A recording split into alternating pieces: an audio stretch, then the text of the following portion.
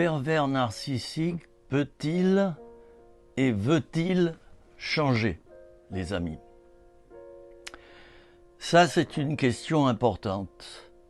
Si vous avez dans vos amis proches quelques pervers narcissiques, et ça ne serait pas étonnant d'ailleurs, j'allais dire qu'ils sont partout maintenant, eh bien, posons-nous la question.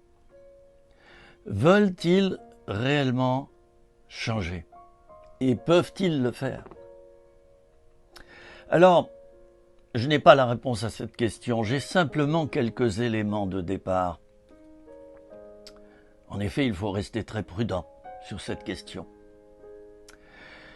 Imaginez-vous quelqu'un qui a ce profil du pervers narcissique, c'est-à-dire 1. Il n'a pas d'identité, il ne l'a pas reçue, il ne l'a pas développée, pour différentes raisons que j'ai expliquées déjà dans des vidéos. Et quand je dis qu'il ne l'a pas reçue, bien sûr qu'il avait cette identité dès le départ, mais pour différentes raisons, et je me répète, il n'a pas pu recevoir, intégrer cette identité et la développer. Donc imaginez-vous quelqu'un qui a déjà cela comme problème, numéro 1. Deuxième point, imaginez-vous quelqu'un qui, en plus de cela, n'a pas reçu de vie affective, de vie éducative, et n'a eu comme modèle que ceux du pervers narcissique, par peut-être un de ses parents qui a dominé. Imaginez-vous, troisième point, quelqu'un qui, découvrant qu'il n'a pas d'identité et qu'il n'est rien, quand le pervers narcissique se regarde à l'intérieur de lui-même, il ne voit rien qu'un écran de fumée. Et à ce sujet, ce n'est pas forcément de sa faute d'ailleurs. Il ne s'agit pas de le condamner. Alors imaginez-vous quelqu'un qui donc, en plus de tout cela, a été obligé de se forger une fausse identité, une fausse affectivité, une fausse éducation.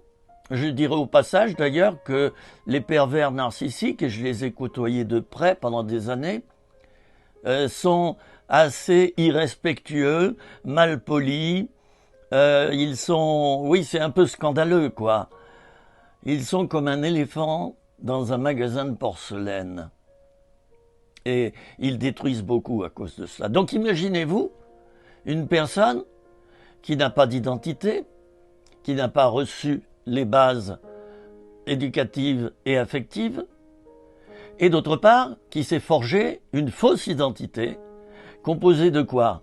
Composée de tout ce qu'il peut trouver et aspirer à la paille de ci, de là, de droite, de gauche. Et constamment toute sa vie, il ne peut vivre que par cela, que en inspirant l'identité des autres, ce qui veut dire qu'il les détruit, parce que pour l'aspirer, cette identité des autres, il est obligé de prendre un couteau et de découper des morceaux.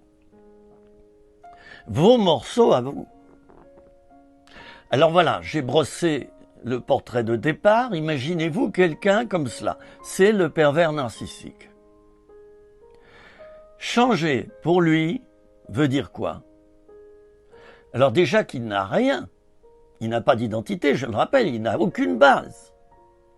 Si vous lui demandez, par-dessus tout cela, de changer, c'est-à-dire de renoncer à tout cela.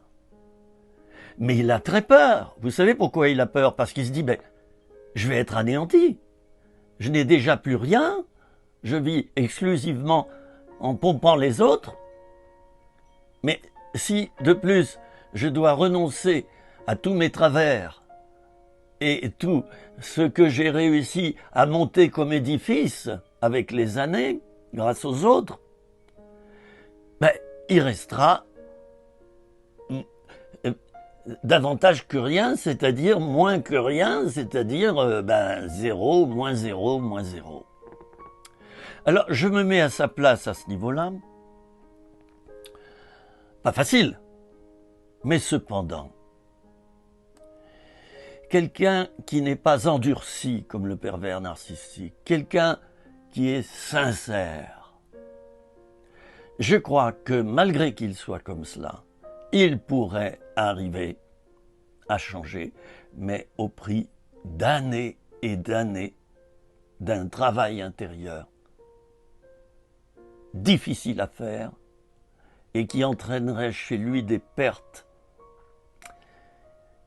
qu'il ose à peine envisager. Je vous retrouve dans une autre petite vidéo à ce sujet.